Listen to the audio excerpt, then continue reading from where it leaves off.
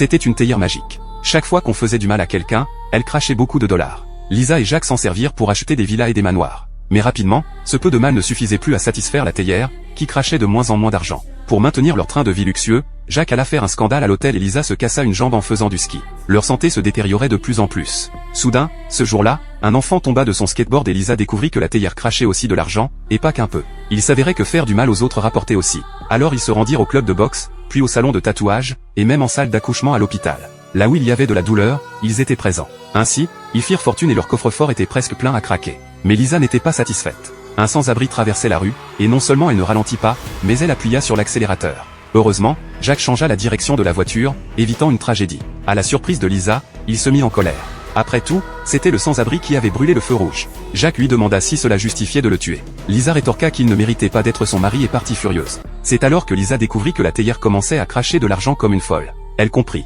Blesser le cœur de l'autre faisait aussi cracher de l'argent à la théière. De retour à la maison, ils commencèrent à révéler les petits secrets de l'autre. À chaque secret dévoilé, la théière crachait de l'argent. Plus ils en disaient, plus ils devenaient méchants, et plus l'argent coulait à flot. Jusqu'à ce que Lisa avoue avoir eu une liaison avec le voisin. Les billets recouvrirent instantanément toute la table. Mais Jacques était très blessé. Cependant, la théière ne tarda pas à être à nouveau insatisfaite. Quoi qu'ils disent, elle ne crachait plus que très peu. Puisque se provoquer eux-mêmes ne fonctionnait plus, ils décidèrent de provoquer les autres.